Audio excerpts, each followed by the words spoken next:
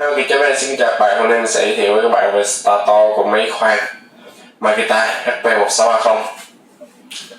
Và đây là cái stator của chúng ta. Mình đã mở hộp ra cho bạn luôn rồi. Đây, và trên cái hộp của nó, các bạn xem, nó sẽ có những cái thông số như sau. Mã của nó là 62660308 và số lượng là một cái trên hộp này ha. Sử dụng cho máy HP1630, máy khoan 16 ly. Và đây sẽ có mã QR, chúng ta có thể check. Và đây là cái stator của chúng ta. Các bạn xem, thiết kế rất là đẹp, đồng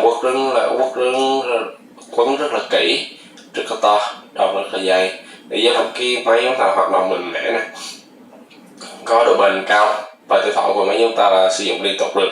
Và đặc biệt khi mà ta sử dụng cái stator rotor chính hãng của máy ta thì khi mà ta hoạt động máy chúng ta phải ép máy nó chạy rất là mạnh. Còn những cái dòng mà của Trung Quốc bạn chỉ cần ép máy thêm một tí thôi cho nó hoạt động lâu hơn hoặc là khoan nặng hơn một tí thì chắc chắn nó đứt luôn, bứt luôn.